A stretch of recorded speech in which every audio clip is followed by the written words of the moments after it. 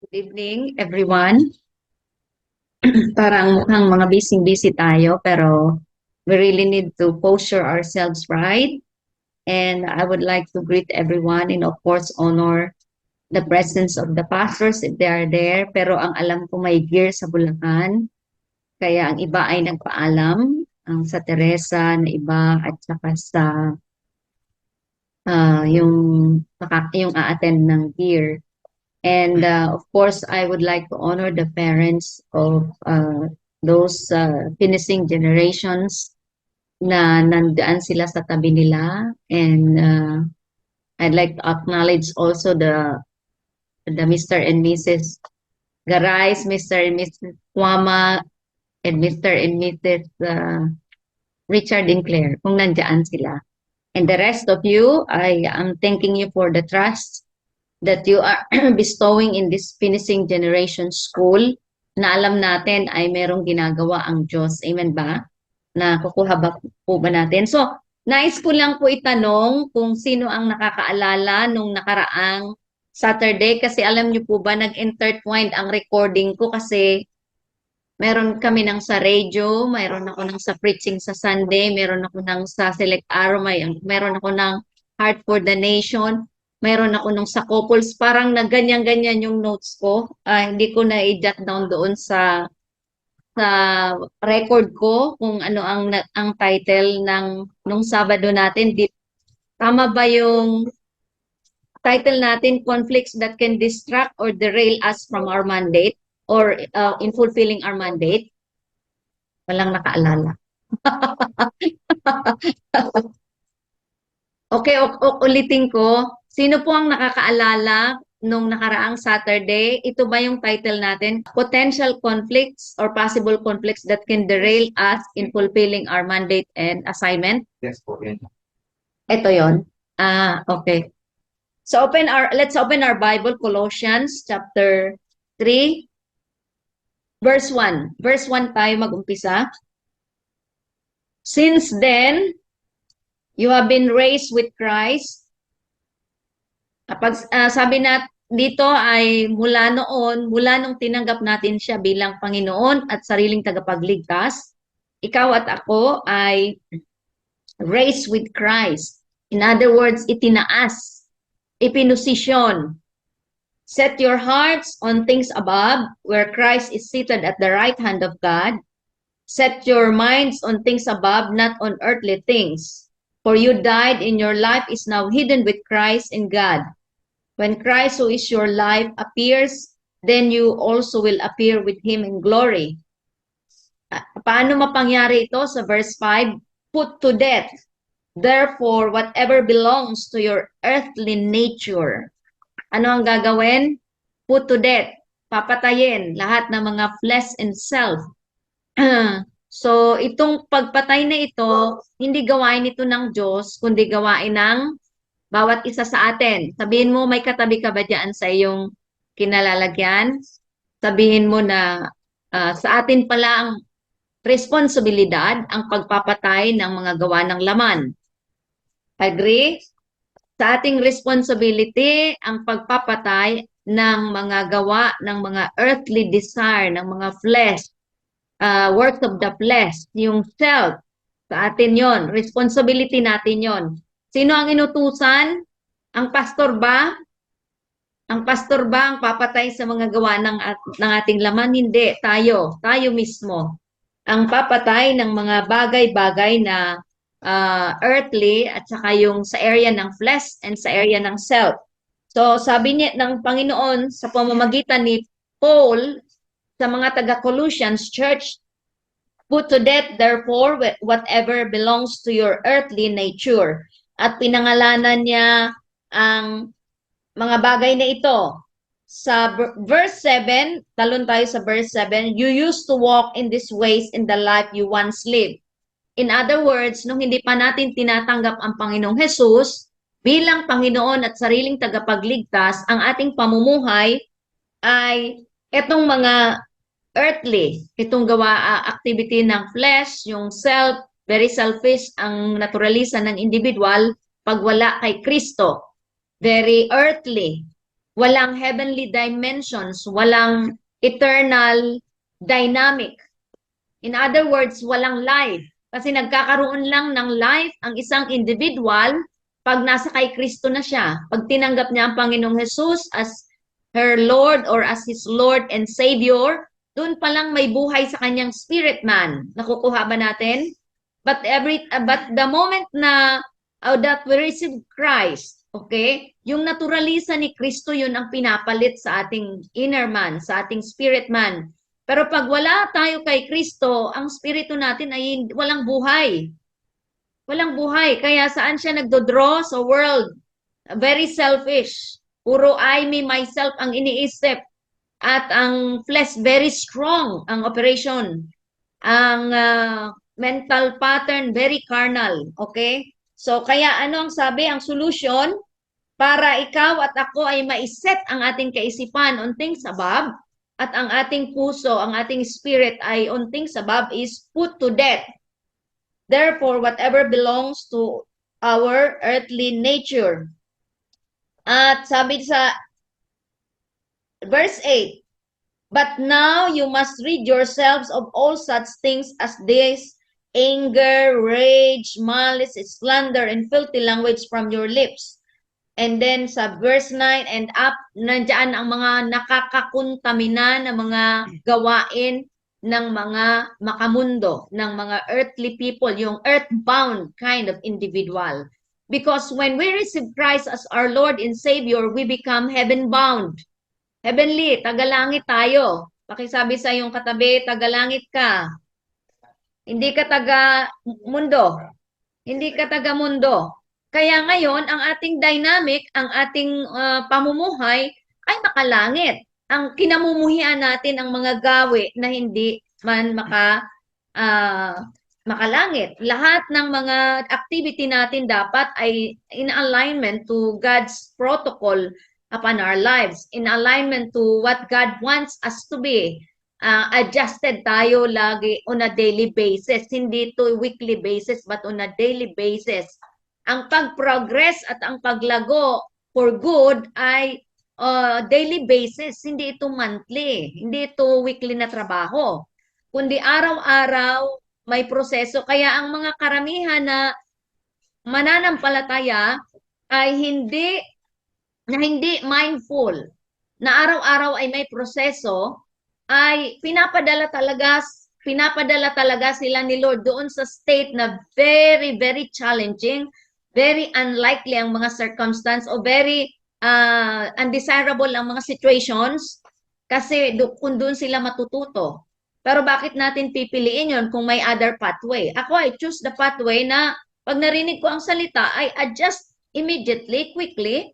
I align immediately my life and my action, my thoughts to the Word of God para hindi na ako idaan sa mga napaka-negatibong sitwasyon para lang ako matuto. Diba? Dalawang pathway kasi yan tayong nagpipili. Ang maraming Kristiyano at maraming manampalataya, dumadaan pa sila sa mga very, very negative situation para lang matutunan ang ibig sabihin ng kanilang tinanggap na salita ng Diyos. Samantala, there is another pathway, the ways of God, na hindi mo na kailangan iumpog pa hindi mo na kailangan mapalo, hindi mo na kailangan madisiplina pa, lilinya ka lang Pareha lang sa tahanan. Di ba? We are God's family. Amen? Receive it. We are God's family. Amen. Sa pamilya, bababa ng panggugobyerno. Halimbawa, ang binaba na panggobyerno ni mama at ni papa.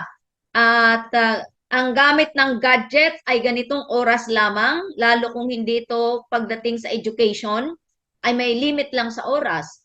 So, para hindi ka madisiplina, a-align ka dun sa panggugobyerno sa bahay. Diba? Halimbawa, sa amin dito, ang panggugobyerno na binababa ay we need to be a strength to one another as honorable individual. So, kung hindi ka na nagiging kalakasan, ay talagang may karampatang disiplina yan. Kung ako ang nanay, makakatikim sa akin ng disiplina. Kausap muna, pangalawa kausap, pangatlo hindi na kausap. Kailangan disiplina. Dahil hindi siya nagtitake it So, titingnan natin na tayo ay sa tahanan tayo, pamilya tayo ng Diyos. Kaya, doon tayo sa pathway na pag narinig ang salita ng Diyos ay kailangan babantayan ng mga sarili, nakalinya ba ako dito? Naka-adjusted ba ako dito? Kaya makikita natin na itong pathway na ito ang lalakaran natin. Okay? So, don't go down right now your dimensions. I could sense na parang nanghina, hindi na naka-engage ang iba. Let's engage right now and be in the spirit. Once again, go up higher, higher and higher. Wag tayong maksasanay na pag nakikinig ng salita ng Diyos ay unmindful at parang tinatamad at bumaba na ang dimension. Mahirap yun, sumalo ang ating spirit man. Kailangan naka-engage tayo at strong ang spirit man dahil ang salita ng Panginoon na very strong yan, pag dumating sa atin na weak ang spirit man natin, offended tayo or else hindi natin matatanggap. Okay, let's go up. Yung pagod, medyo namamanage kasi lahat naman tayo pagod, di ba? Full day tayo. Dito sa bahay, full day pag Saturday. Pero ngayon ay kailangan natin maging strong in the spirit. Let's go in the dimension. Pag sinabi in the dimension, your mind, take back your mind.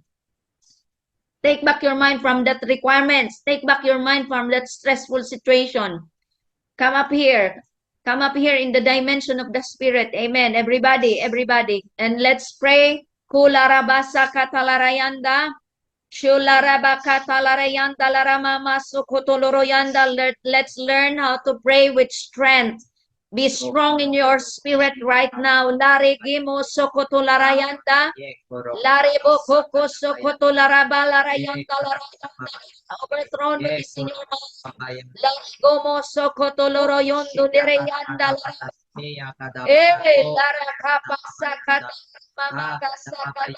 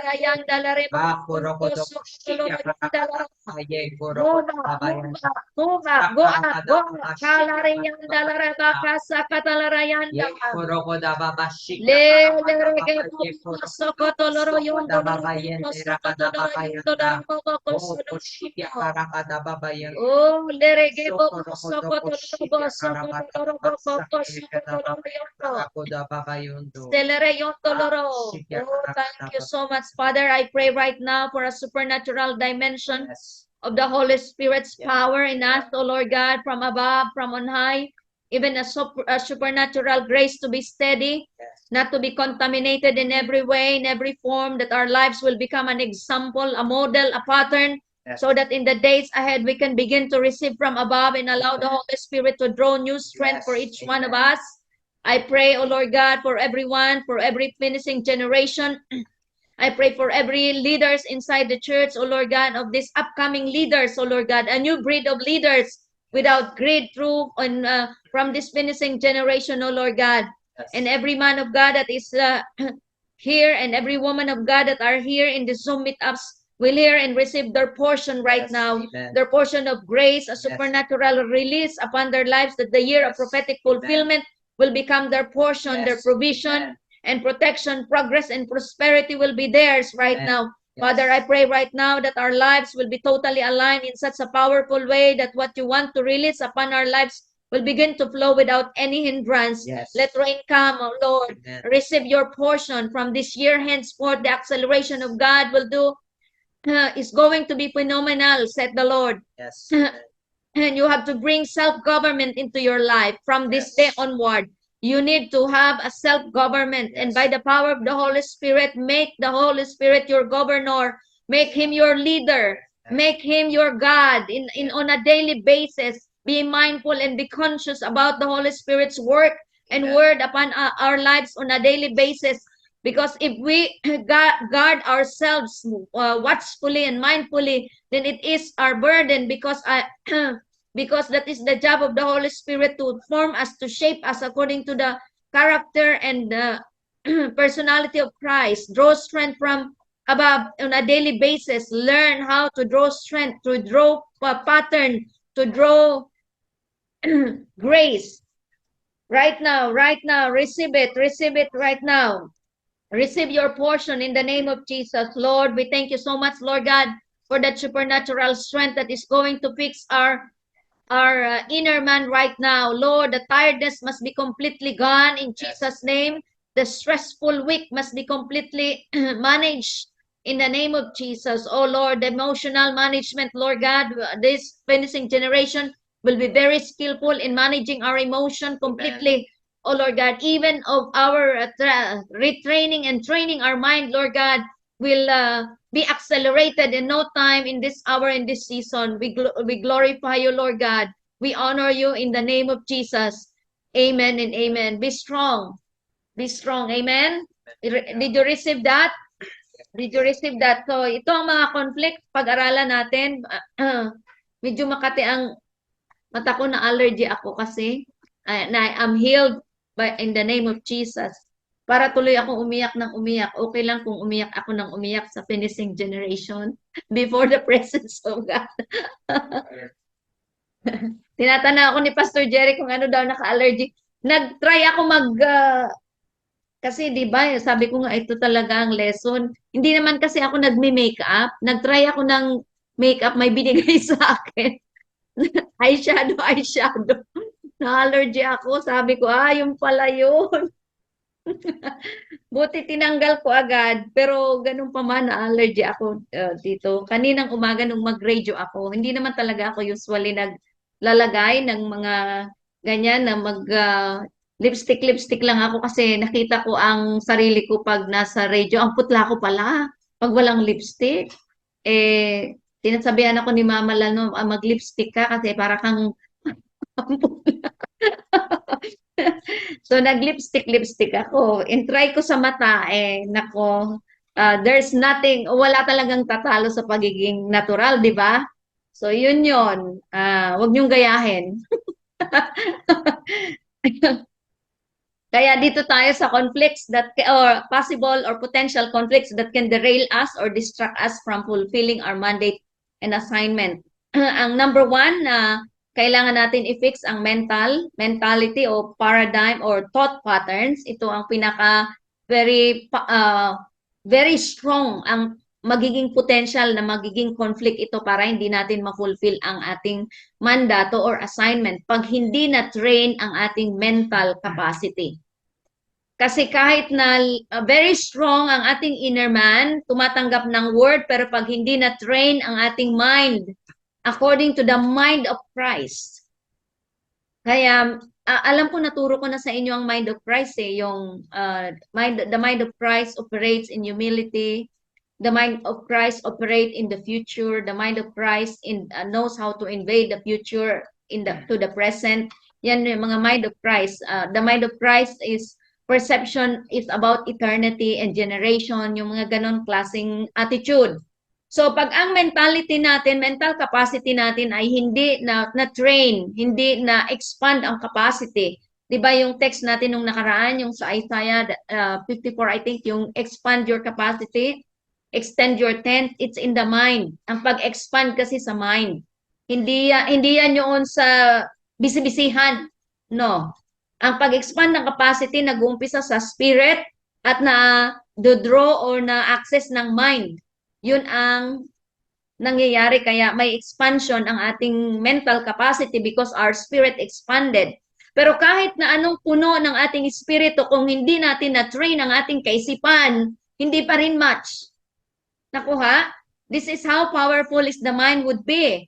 Kaya nga ang samo ko at encouragement ko sa bawat finishing generation is start training and retraining or reformatting your mind. Pull down, learn how to pull down strongholds. Pag nasa thoughts, mayroon kayong dumating sa thoughts nyo na will deplete you.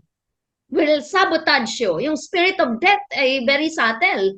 Remember, ang mga kaisipan na yan ay galing yan sa impyerno, galing yan sa demonyo. Walang ibang gagawin ang demonyo is to steal, to kill, and to destroy. Wala siyang ibang context. Yan lang sa tatlong yan. Hindi ba mahirap ba isipin? Pag tungkol sa stealing your emotional strength, stealing your emotion, your spiritual capacity, your inner strength, na dideplete ka, ibig sabihin it comes from the enemy. So ano ang gagawin mo? Don't think about it, pull it down, destroy it immediately. Do not dwell on that.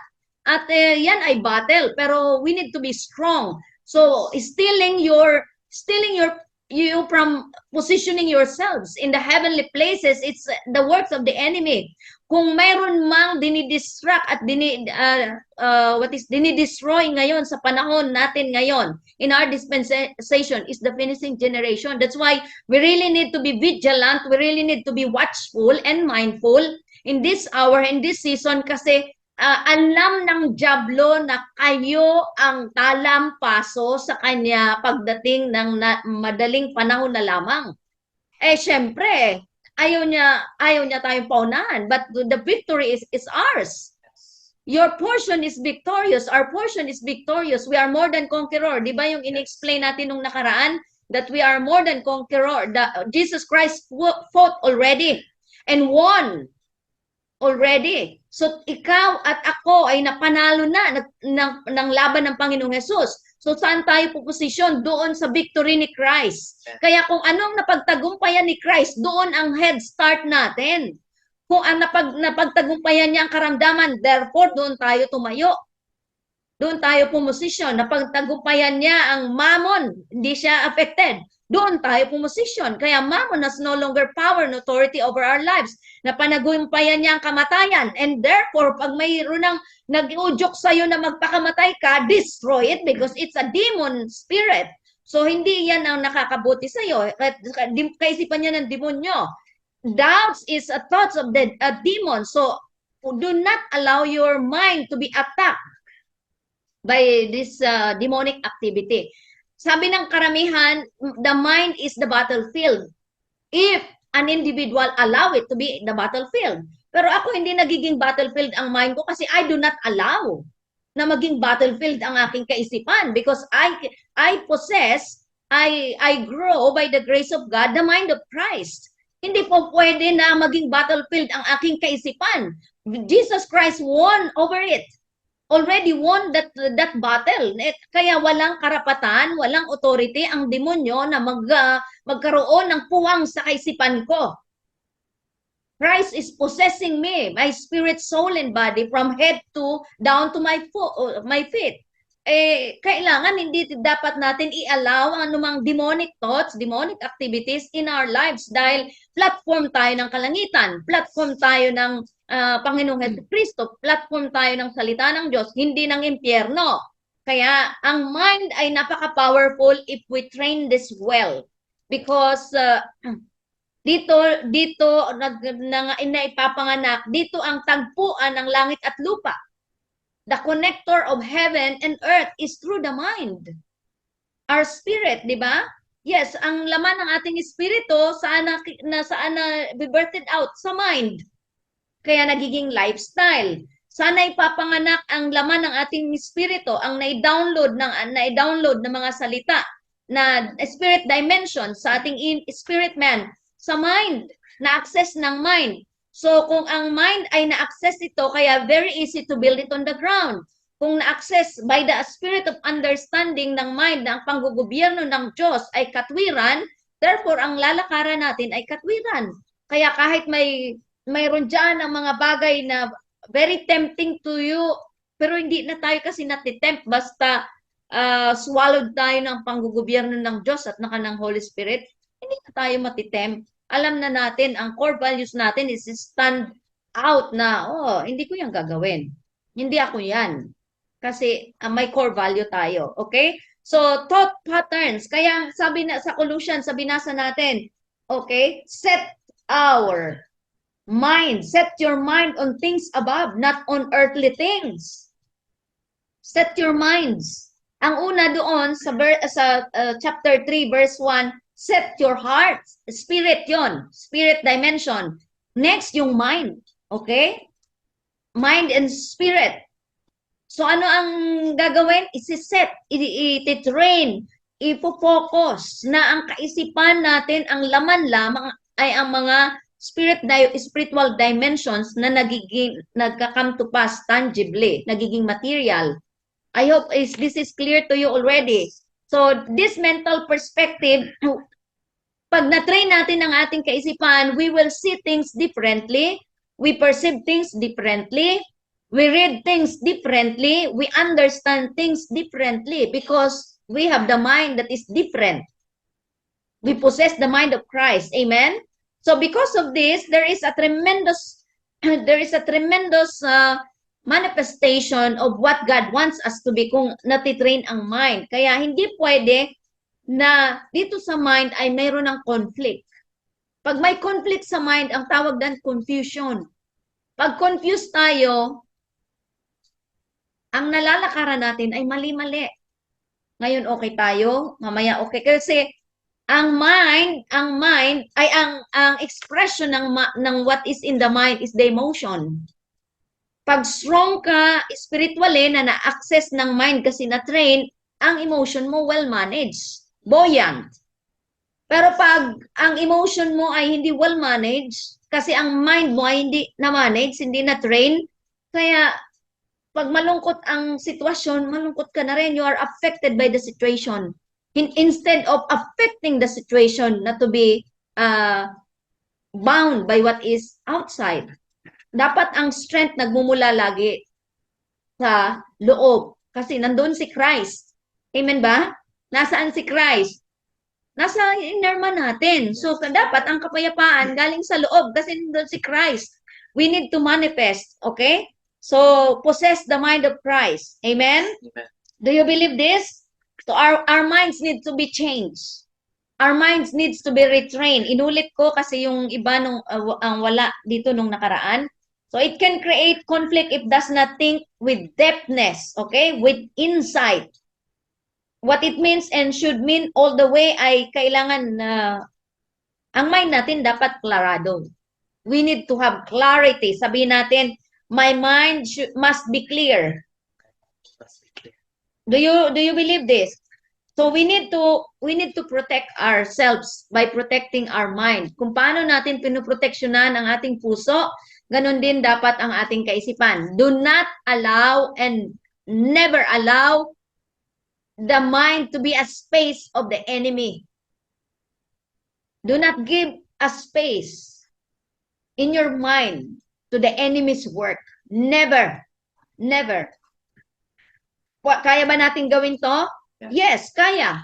Kahit kung kaya ng mga people above you, mas kaya nyo yun. You have greater capacity. Amen? Sabi nga namin, ang saya ng generation namin, kung may dimension, halimbawa ang generation namin may dimensions kunyari ng 15, dapat maka 45 kayo. Maka 45 kayo yung generation nyo o kaya 60. Kasi may head start kayo, may pattern kayo, may Holy Spirit, may Word. Sila Elijah nga nun, grabe, tremendously being used by God in a mighty way. Sila Elijah, Elisha, Joseph. Ang Holy Spirit hindi residential nung panahon. Hindi permanent. Padapo-dapo sa mga propeta nung panahon ang Holy Spirit. Ngayon, permanente. Ang tanong, conducive ba tayo sa pagiging residence ng Holy Spirit? Conducive ba tayo? Pakitanong sa iyong katabi, conducive ba yung as an individual, conducive ba siya sa paninirahan ng banal na spirito? O baka naman ay pa-conducive lang, kunyari. Pero hindi pala, nilalayasan pala ng Holy Spirit kasi hindi conducive. Okay, so mentality. Mentality is the first area of potential conflict is because it is a mindset. In other words, set in the mind, na set ang kaisipan sa mga hindi na relevant sa galaw at kilos ngayon ng Diyos. Ang mahirap, kung ang mind natin ay naset pa sa mga old order, hindi pa naka-move on sa new order, na naka-set pa doon sa mga old patterns, 'di ba? 'Yun ang pinag-aralan natin nung nakaraan. We need to cross over to the new way, to the new paradigm, thinking paradigm. No longer the old, okay? So kailangan babantayan ang binabasa, ang mga binabasang libro. Ako, nag-repent na talaga ako dyan kasi minsan palabasa ako. Kasi alam niyo kung bakit nagbabasa ako, parang hungry ako doon sa mga vocabulary. I'm really, pag may time ako, I indulge in reading vocabularies. Kaya nagbabasa ako ng mga before, ng mga novel. Pero pag ang novel ay nonsense at saka pupuntaminahin ang daladala kong Espiritu ni Kristo, I hate it. Hindi ko siya pinapahintulutan na mag-sink deep sa spirit ko. I'm just reading for the sake of the vocabulary and the content enhancement and progress. Pero far from that, mas may nobela ang salita ng sa Bible. Ang daming mga ma-action na kwento. Ibaling natin doon. Yung mga love story, mas malalalim na love story sa Bible. Ang mga love story nila, Esther, nila Ruth, di ba? Love story nila na diyan sa nila Abigail, nila David, diyan sa Bible. Kung mga thoughts ang pag-uusapan, nandyan, ang mga quotations nandyan sa Psalms, sa Proverbs, sa Solomon, sa madami, maging sa Isaiah, may mga quotations. Kung kayo ay collector ng mga quotations, kung mag-collect tayo sa hindi kontaminado na source. Diba? Nung hindi pa ako born again, I used to collect quotations. Meron ako ng napakakapal na notebook na I try na maipakita ko pa yun sa mga anak ko. Kaya lang ang bagyo dito, bagyo doon, hindi ko na yun na-preserve. Meron ako ng 2 notebook na napakakapal kasi I collect quotations, yung mga principles. Di pa ako born again noon. Mayroon ako ng card sa Provincial Library sa Albay kasi sa Albay Provincial Library ay vast ang mga reference, ang mga libro ng mga Greek philosopher, nitong nila, yung mga poetic na yan, etc. Later did I realize na ang Proverbs pala ay full of quotations, full of principles, even the Bible. Pero nahumaling ako doon sa kakakolek ng quotations kasi hindi pa naman ako masyado aware sa Bible when I was in high school and in college. Imagine na puno ko yung, kasi parang goal ko noon, every week kailangan makakolek ako ng at least 2 quotations and principle. Sinusulat ko yun doon sa notebook ko. At napuno ko yung 2 notebook ko. So, ngayon may challenge sa akin kasi nung na-born again ako, sabi ko sa sarili ko, kung hindi pa ako born again, wala pang grace na dumadaloy at hindi pa ako extended or expanded ang capacity ko, nakaka-collect ako nitong mga quotations na ito at napupuno ko ang notebook ko, how much more now? So, kaya ang devotional notebook ko, I am so consistent about my devotional notebook. Kaya sabi ko, how much more now? Na mas importante, may purpose. Maliwanag sa akin ang objective, maliwanag sa akin ang purpose why I'm doing this. Not just because for me, but for my future and for the glory of God, di ba? So, ganun ang nangyayari. Pero now that I understand more na I cannot just collect principle and quotations, lalo sa mga kontaminadong mga quotation. Nakikita nyo ba yung mga, halimbawa, mapunta ka sa mainstream, sa social media, grabing mga principle dyan, mga quotations. Pero ang mga nag-narrate, nakita nyo ba yung mga dadab? Wariness. So, sa frequency pa lang, alam mo na, yung galit, puno siya ng galit. I hate the spirit behind those quotations. Hindi ko pinapakinggan. Babasahin ko na lang yung word. I don't want to hear the voice because I do not want, I don't, what is that? I don't entertain the vibes in the frequency of the spirit of the man na nagdadab, di ba? May dynamic siya. Pero yung karga ng spirito, para kang nasusuka ang espiritu mo kasi mga kontaminado. So, hindi yun ang portion natin. Amen? Mag-collect tayo ng quotations and principles from the clean source. Ang dami nating clean source. Dr. Tonde Bacare, Papa Jonathan David, si Mama La, at yung mga pastor. Ang inyong mga pastor, yan ang, diyan tayo, kumonekta, diyan tayo ang source natin. Kasi para walang contamination na dadaloy sa atin. Okay? I hope maliwanag. Maraming beses na natin pinag-usapan ang mind, pero dito ulitin natin na ang mind pag na-train, it's so powerful. Kaya expanding our territory, it happened first in our spirit, then to our mind, and then to our lifestyle. Nakuha? Yung sa spirit man muna kasi nakatanggap tayo ng word at na-access ng mind, yung dinownload sa spirit man natin, yung ni-receive natin, yung na-quote natin, na-quote up natin na grace and understanding, na-access ng mind at saka then after yung maunawaan natin ito sa mind, yun ang nagiging lifestyle natin. And ganyan ang pag-extend at expand ng capacity at saka ng kariyan ng Diyos. I hope clear. Number 2, yung core values. Values is a potential conflict pag hindi pare-pareho. Sa church na lang. Sa church na lang ha, pare-pareho ang pinapakain ng pastor. Pare-pareho ang inihahain. Pero iba-ibang values, magtaka ka, iba-ibang values ang na-form at nabibuild. Pare-pareho sa tribe na lang. Sa tribe na lang. Maliwanag na maliwanag sa atin ang binababa. Okay? Binababa ni Mama La, honor and respect, love one another. We don't have a choice but to love one another and to have a relationship in covenant because the covenanted relationship is the highest form of relationship na yun lang ang conducive para pagharian at pananahanan ng Diyos. Diba yun ang binababa? Hindi yun nawawala every year, every pastoral meeting namin, yun ang binababa na we don't have a choice but to love one another. Yan lagi ang binababa ni Mama La. Pero iba-iba pa rin ang kultura. May nang iiwan pa rin. Oh, di ba? Bakit? Ano ang problema? Ang puso. Ano ang problema? Yung heart. Kasi pari-parihong buto, pari-parihong binhi, pari-parihong word, pari-parihong culture.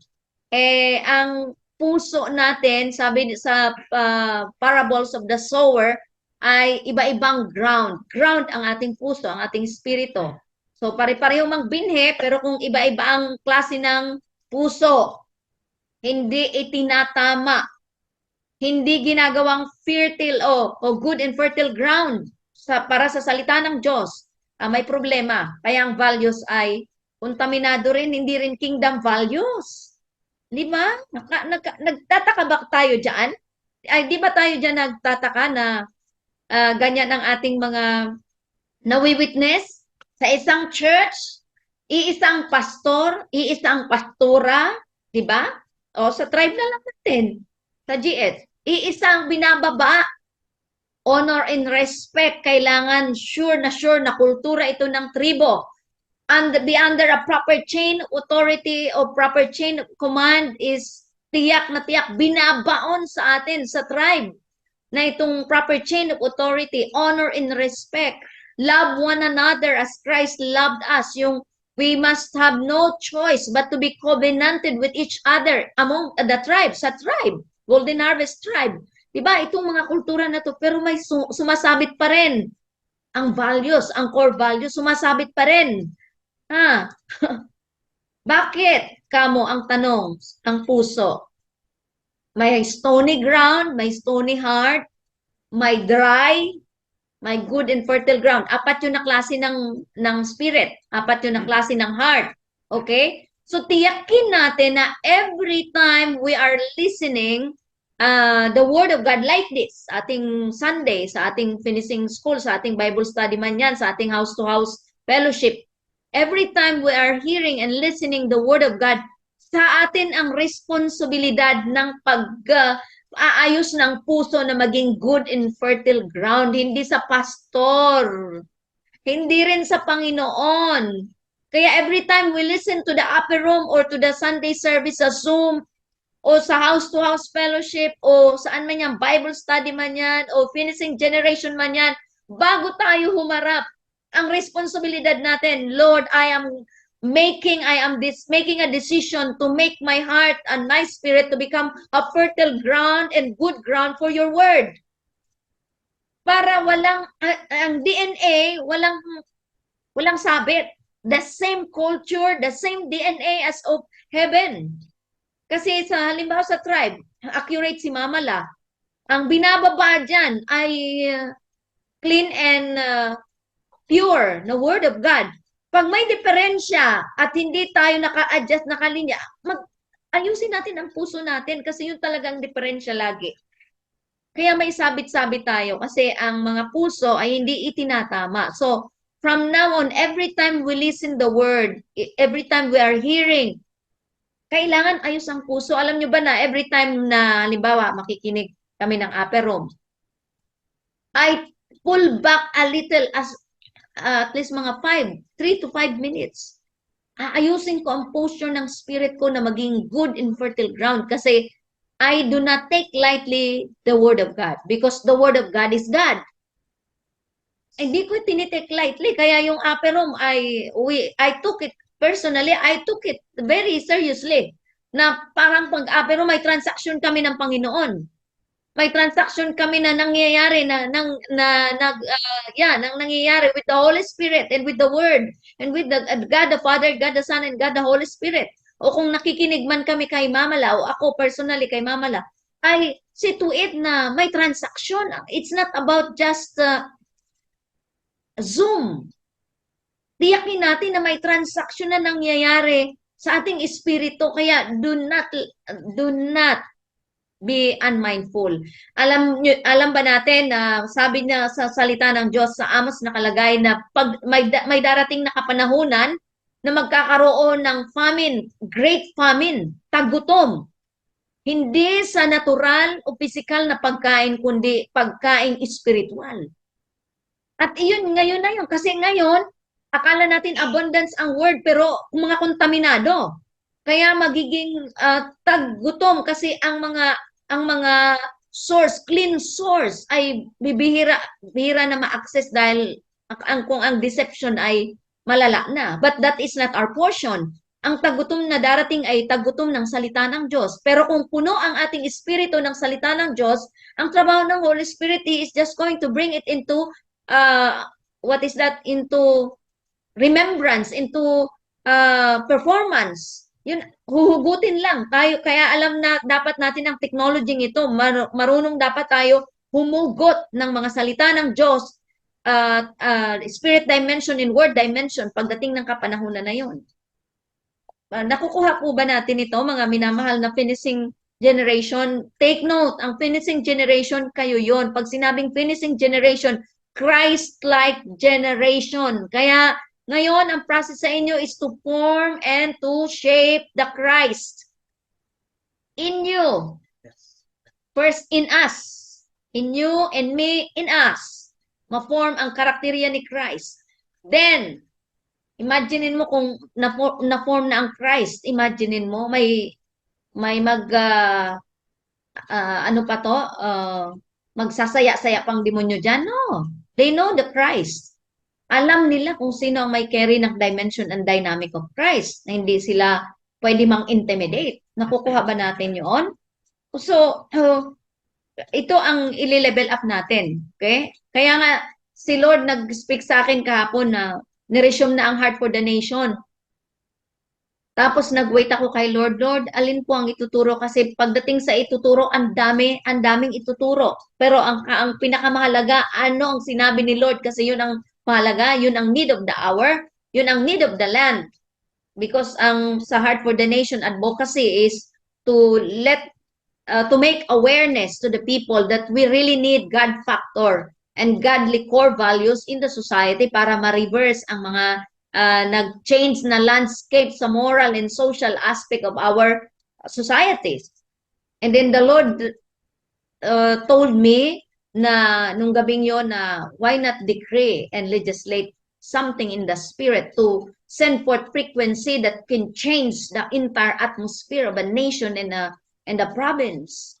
So, kaya naman, be careful tayo kasi hindi papayag agad-agad ang jablo. Alam mo ba yun? Sasabutahin tayo dyan sa mind, sa emotion. Alam mo nyo ba kung hindi tayo strong na no, I have a mandate, I have an assignment na kailangan ko itong ma-release sa atmosphere. Si Lord ang bahala.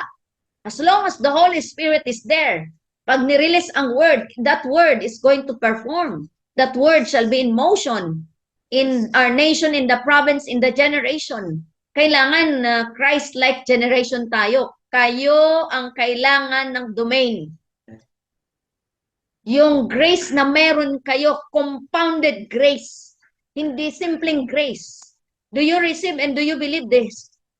Ikaw at ako ang kailangan ng domain, pero most of all kayo, kasi pagkatapos ng, syempre kung tapos na ang aming baton, na ipasa na ang baton sa inyo, alangan man magsaya-saya pa kami dyan sa run nyo na yun eh.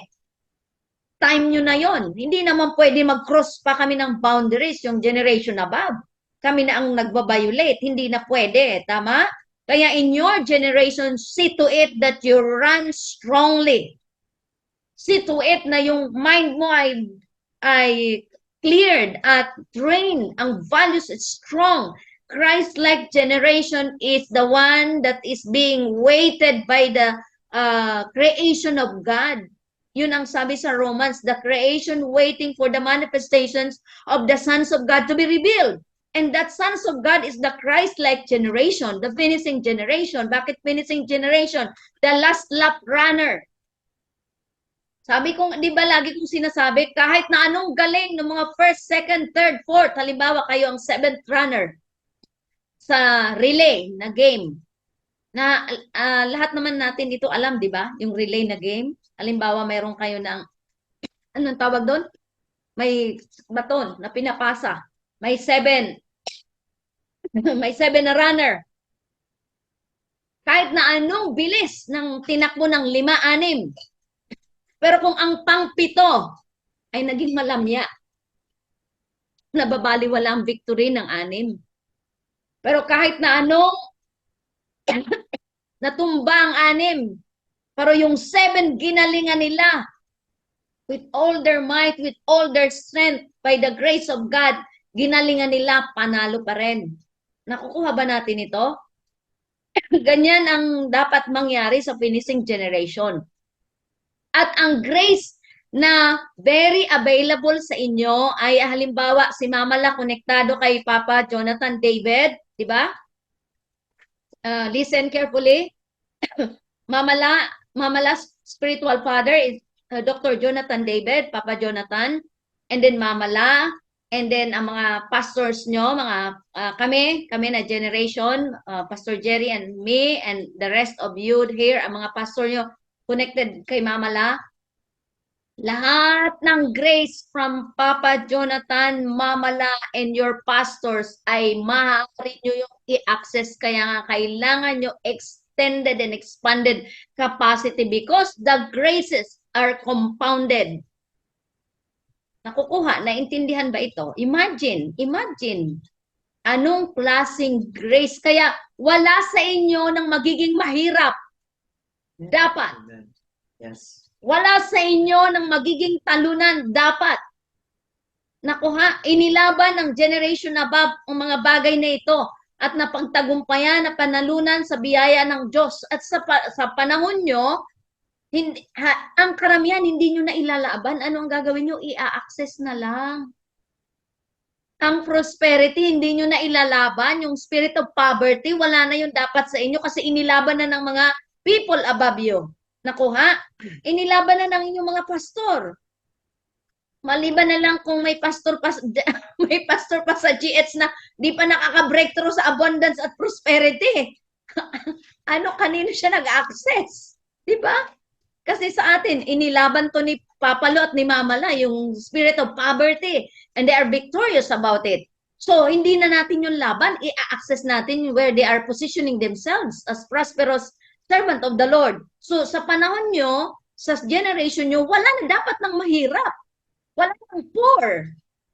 Poverty spirit. Kasi narilaban na yon. Lalo pa ang death. Okay? Lalo pa yung lackness. Wala na yung dapat. Nakukuha ba natin ito? Sickness and diseases, wala. Kaya overcomer tayo lahat. Amen? In Jesus' name. Because that's our portion. O yung mga, wag kayo tayong padadaya. So, we need to consider and to reconsider this powerful understanding of the compounded grace that you are going to access. Available yan sa dimension. Sabihin mo sa iyong katabi, this compounded grace is available in the dimension of the Spirit. Ano lang ang kailangan gagawin? I-access. Paano mag-access? Naunawaan? Naintindihan?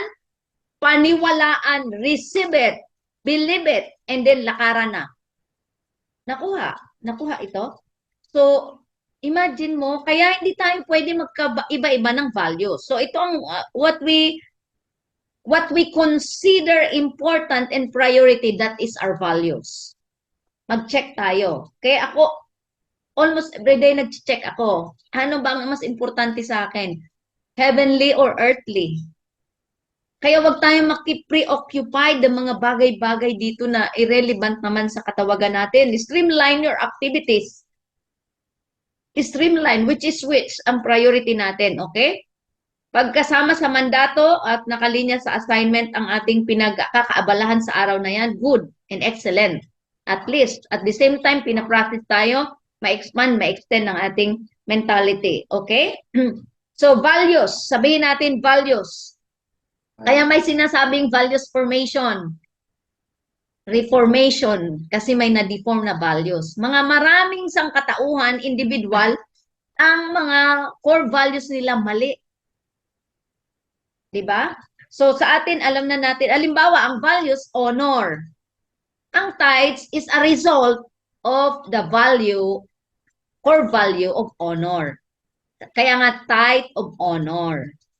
Pero maraming nag-church, maraming nagbibigay ng tithe na walang ka-honor-honor. Kaya sila pa ang mayroon ng entitlement mentality. Oy, nagta-tithe ako kaya dapat sa unahan ako maupo. Uso yan noon. Pero hindi nyo na ngayon yan mararanasan. Di ba? Inilaban na yan ng mga people above you. Yung mga dole out and entitlement mentality. God hates it. Kinamuhian niya ni Papa Long at ni Mama La noon yung entitlement mentality. Kaya nakikita nyo, pag kayo mag-observe, pag kayo ay nandoon kayo sa mag-observe sa Malaysia, ako pag nandoon kasi sa Malaysia, sa ANS, I observe a lot. I quote something in my spirit, a pattern. Tumatanggap talaga ako ng pattern.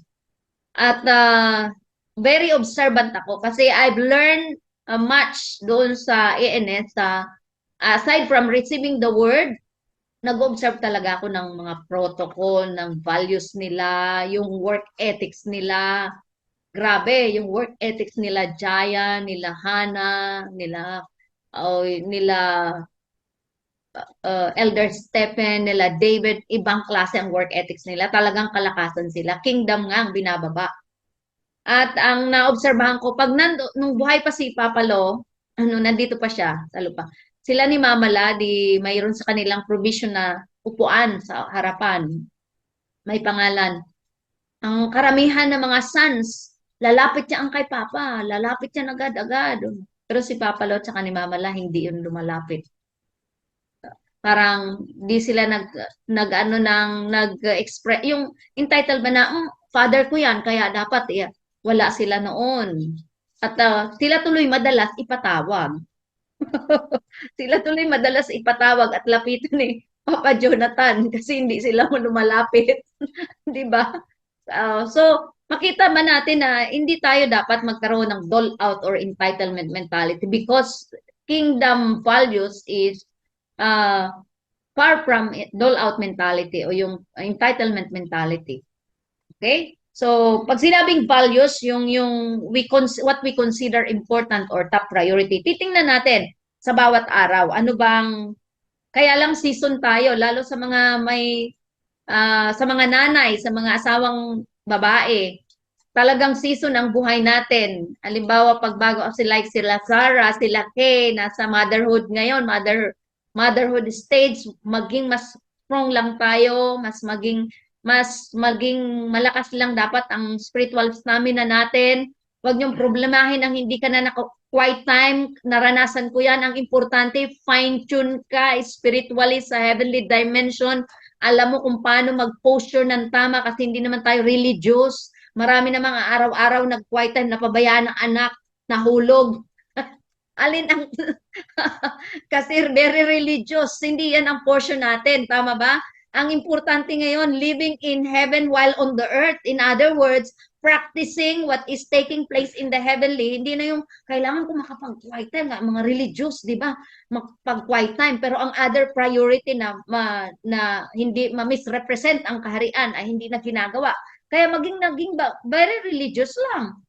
Lumilipas naman ang pagiging nanay, lumilipas naman yung pagiging makalat ng bahay.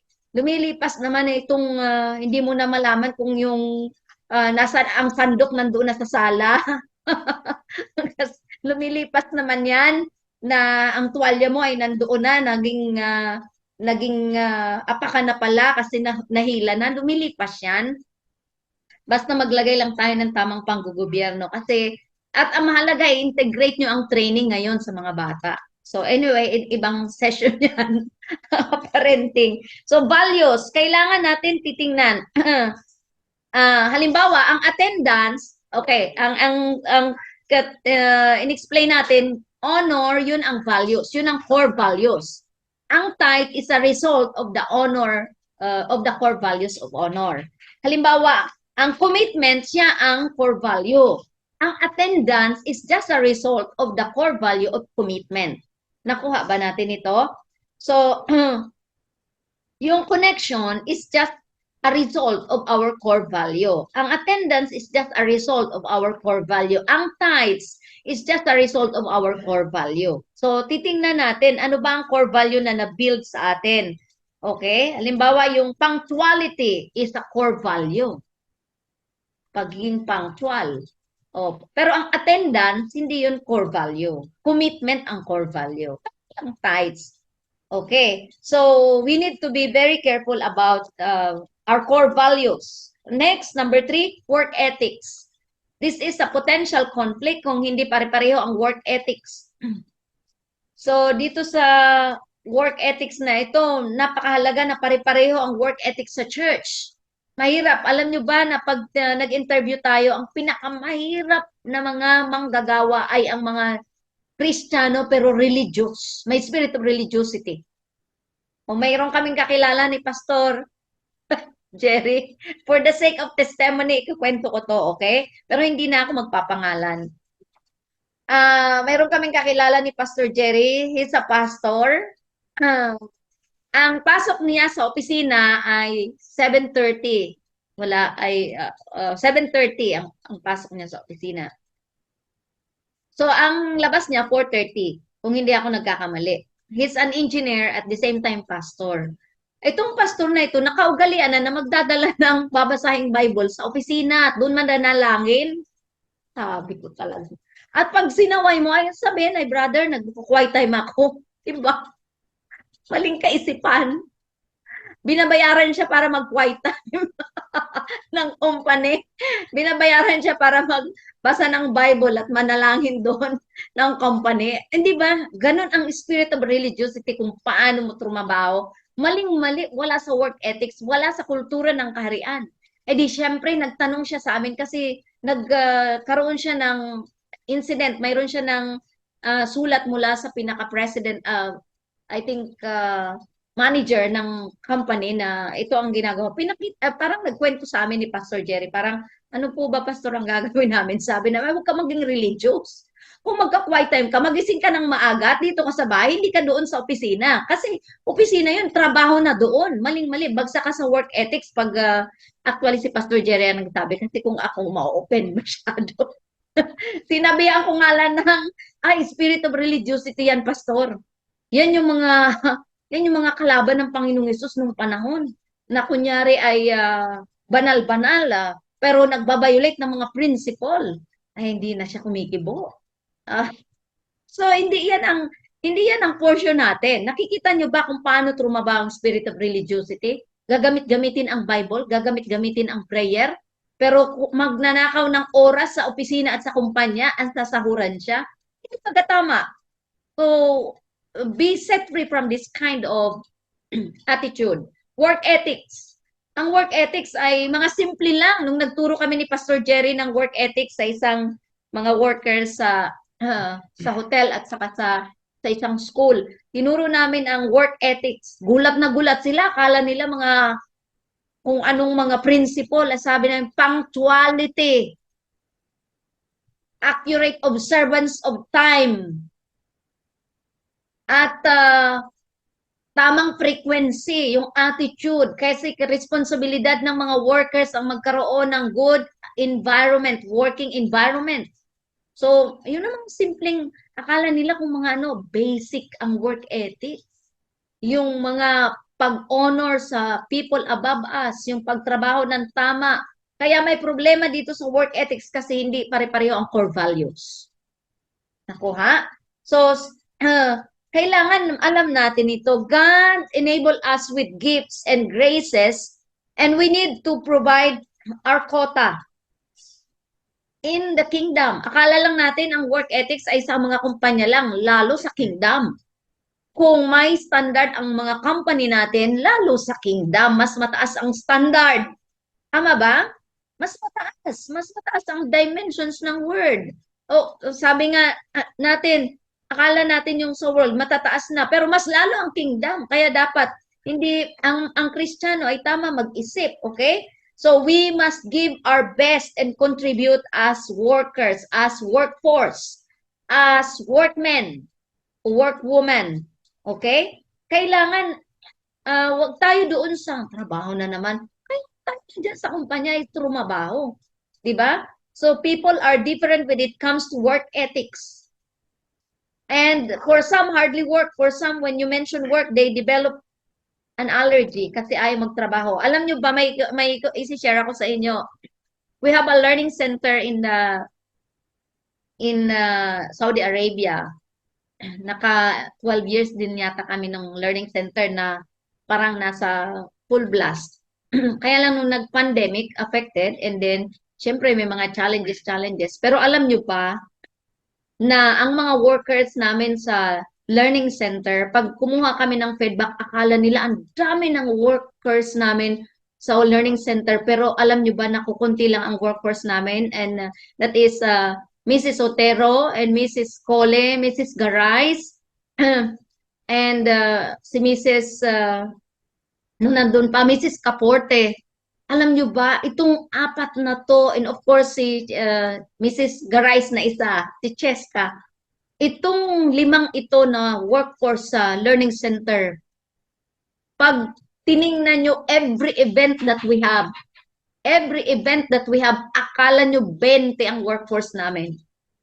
Akala nyo ang staff namin 20. Kasi talagang excellent kung mayroon kami ng mga video, mayroon kami ng mga raw video ng mga event namin kasi almost every month may event kami dahil ipinapractice namin halimbawa ang carrying yourselves well. So magpapabanket kami. Re-rent kami ng most of the time 5-star hotel. Magre-rent kami doon sa 5-star hotel para ma-practice ng mga bata ang how to carry themselves well with their coat and tie and gowns, evening gowns, ng mga estudyante namin. Pag nakita nyo ang aming event, akala nyo ang workforce namin sa learning center ay madami, pero kaya ang tawag namin sa kanila ay, ano yung 5? Power, power pack girls. 5 ba sila? 3, ano ngayon yung 5? Nakalimutan ko na. Voltes 5 ba yun?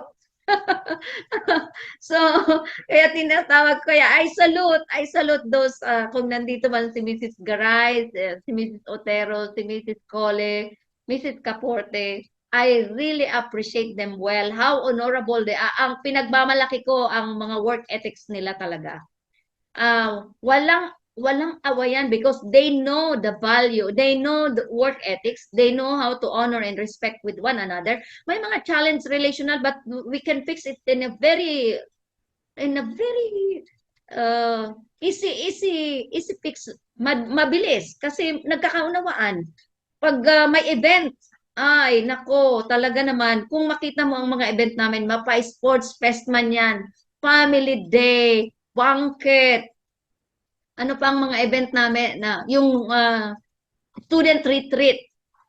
Kasi almost monthly meron kami ng event. Meron pa kami ng event na pinapractice kasi namin ng mga bata, yung entrepreneurial mindset. So magtinda-tinda, alam mo yun, magluluto-luto sila, pupunta kami sa isang park, ang park doon libre. Magandang-magandang park, doon magtitinda at lalapit ang mga ibang lahi din, bibili ng mga tinda ng mga students, maglalagay ng tent. Alam mo yung ganyang mga klaseng activity that we have. And yet, ang staff sa learning center ay 5 lang. Pero nakita mo yung result. How much more ang finishing generation kung ang work ethics ay kingdom and excellent. Yung may 15 na finishing generation, ano kaya maaaring ma-accomplish? Sa spirit at on the ground. Nakita ba natin as, what is that, as builders? Kaya, ang feedback sa amin dun sa learning center, the parents are always in awe every time na may event. Kasi di nila akalain na ganun ang outcome, yung decorations namin, yung mga materials, yung giveaways, ang order, walang, kaya ang mga parents doon, ang feedback sa amin lang, bakit kakaiba lagi kayo magpa-event, may order, walang kalat, walang gulo ang mga bata, nakaupo lang talaga because we put order. Kaya pag nag-attend sila ng mga birthdayhan, talagang distinguish ang mga estudyante sa learning center. Alam nila that they know how to observe order and cleanliness. Hindi sila nagkakalat. Kaya makita nila yon. Ang mga ini-invite namin ng mga parents at ang mga parents din ng mga students namin, mag-invite din ng ibang parents. They're amazed of how we run the learning center because of this work ethics. So, ina-imagine ba natin kung maging lifestyle natin itong tamang work ethics sa kingdom? Meron pa ba tayo ng oras? Number 4, spirit dynamics. Yung spirit dynamics, napaka-importante na meron tayo dahil, strong tayo. So, in what spirit we operate in? Ang tanong, yung pag sinabing spiritual dynamic, in what spirit we are operate in? In the Holy Spirit, in the Holy Ghost, kaya nga Holy Spirit kasi may demonic spirit. Maliwanag, di ba? Clear tayo. Holy Spirit, may demonic spirit. In what spirit we are operating in? Anong klaseng espiritu ang nag-operate sa atin? Kapayapaan ba, kaguluhan, buhay, kamatayan? Dalawa lang naman na lagi ang inggit o contentment. Dalawa lang naman. Kaya mag-check tayo. Mag-check tayo para walang portal o platform ang demonyo sa buhay natin. Because pag meron tayo ng meditate, inaccept na wrong thought, yan ang pintuan na yan ng diablo sa buhay natin. So, we must not allow space. We need not, kailangan hindi tayo magbibigay ng espasyo sa demonyo. Nag-umpisa yan sa word na pinaniwalaan natin na mali, and then ma-access ng kaisipan. Sa mind pa lang, demolish it. Demolish it. Okay? So, conflict can happen because conflicts can be created by wrong spirits. Kaya may mga conflicts kasi kung ang mga wrong spirit ay nandoon.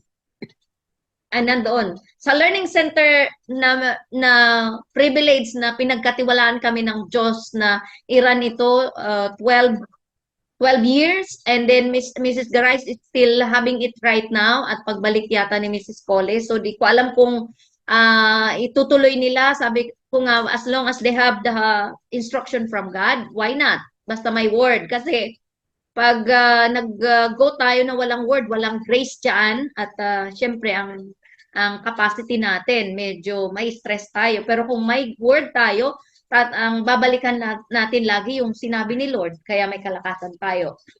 So, alam nyo ba kaya doon sa learning center, pag hindi ka talaga strong, ang mga parents, kasi iba-ibang klaseng espiritu ang mga dala-dala. O pag kung hindi ka, at praise God sa mga staff sa learning center, they are strong in their spirit kasi ang dala-dala ng mga espiritu ng mga parents ng mga estudyante namin, oh my, talaga naman pang i-deplete ang iyong strength, ang mga complaints nila, mga, kung hindi ka governing at ilalaban mo talaga sa spirito, kaya nga sabi ko noon, ang gawain ko noon sa learning center ay always police in the atmosphere. Every day, mag-intercede kami bago kami humarap sa mga parents, sa mga estudyante. We first interceded in the heavenly places na walang misbehave na mga demonyitos, demonyitas sa pamamagitan ng buti kong demonyitas, demonyitos, mga full-grown demon na ang iba ang dala. So, makita mo ba yon? Siyempre, hindi ka papatol to their level. Kasi dalawa na kayo. Dalawa na kayo may dalang demonyo. Dapat on higher ground ka. Ang posture mo, tama, in the spirit ka. Hindi ka naman nagpaka-fake, pero genuine ka, pero you handle it well according to the ways of God.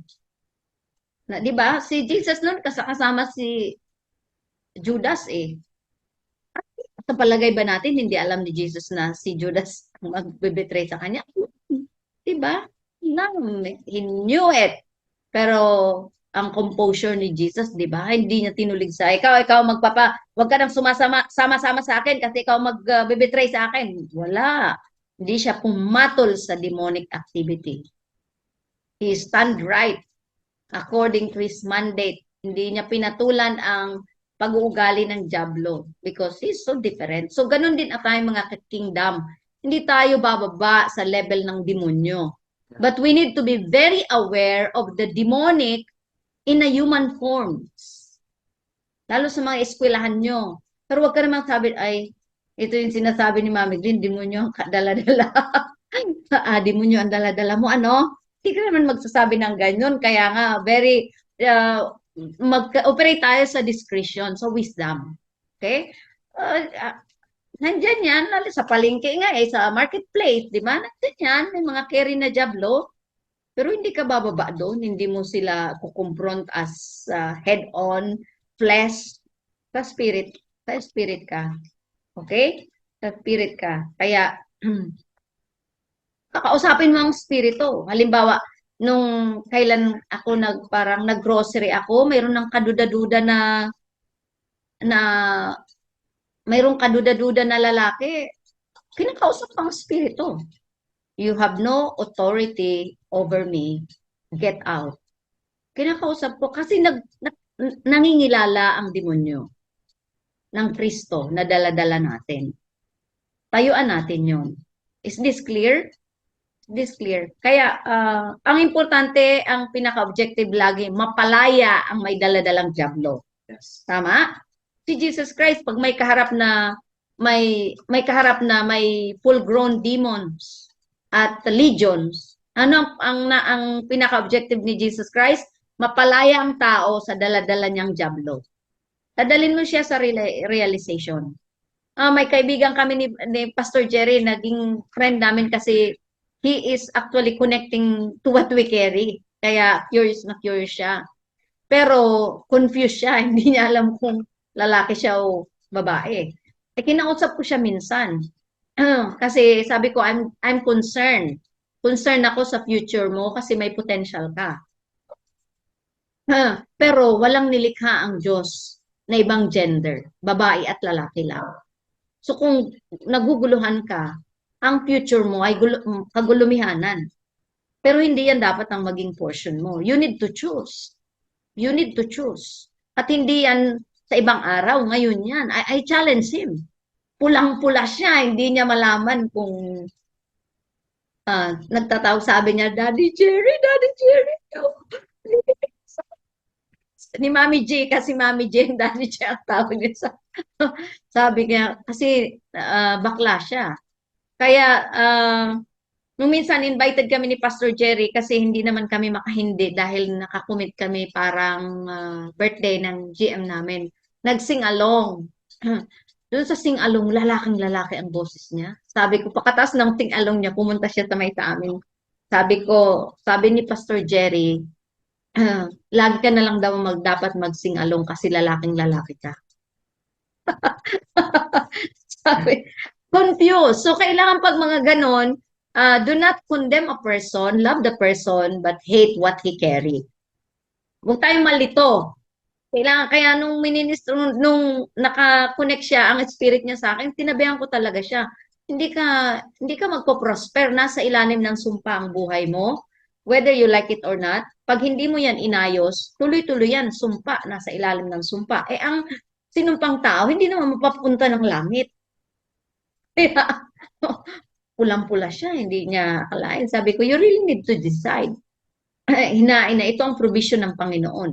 Ito ang kaligtasan, pero pipili ka.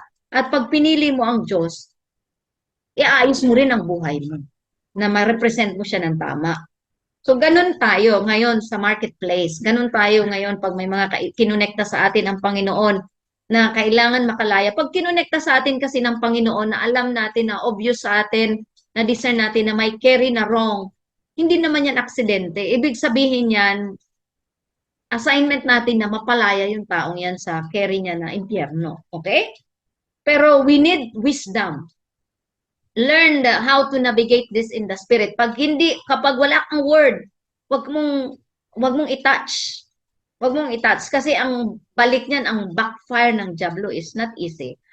Pag may word lang tayo, okay? Grow our stature.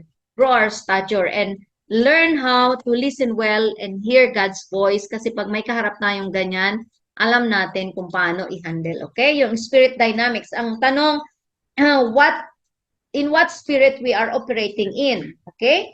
Kasi napakahalaga na alam natin kung saan anong klaseng espiritu ang nag-operate sa atin kahit na nagpe-pray tayo pero kung mayroon tayo ng confusion, ano yung spirit of confusion? It's not comes from the kingdom, from heavenly, comes from hell. So reverse natin 'yan. Halimbawa, mayroon ng bitterness. Hindi yan langit. Hindi yan galing sa langit. Hindi yan sa kaharian ng Diyos. So forgive.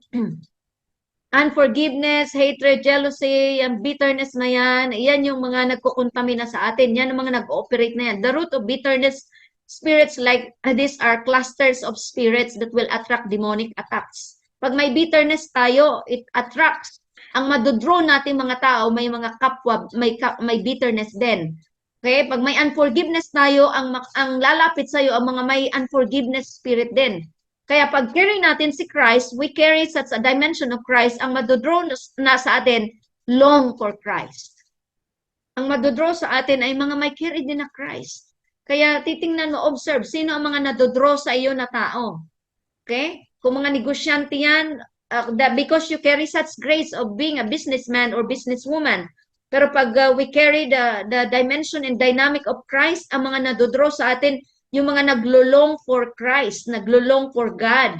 Ang mga ayaw kay Kristo, hindi man madroon sa atin, kaya wag natin ipilit ang sarili natin dun sa ayaw sa atin.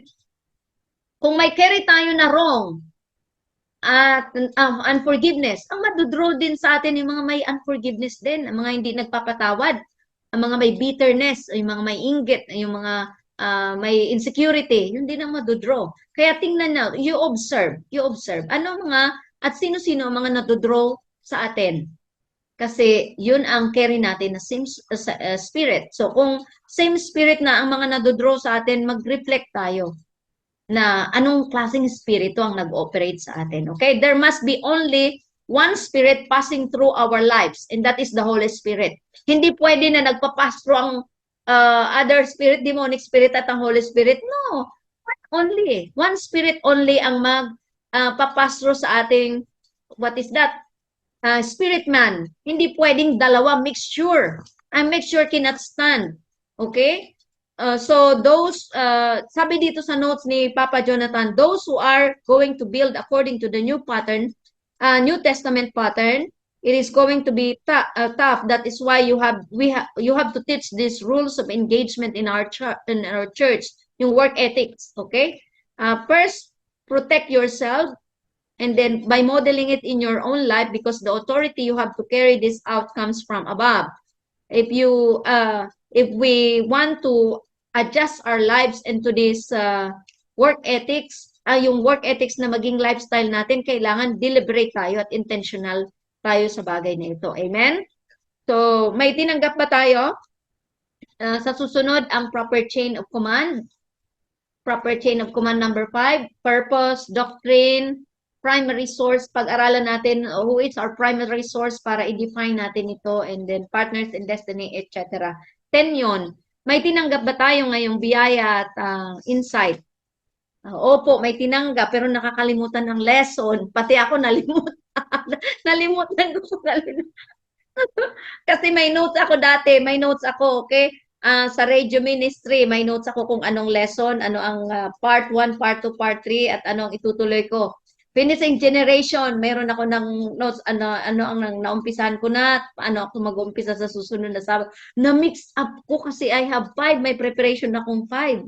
Ang sa preaching, ang sa couples, ang sa empowering namin ni Pastor Jerry, hala, parang hindi naman po ako confused because of the schedule, medyo yun doon lang na mix up ko last week at saka ngayon. So, pero na-recover naman natin. Amen?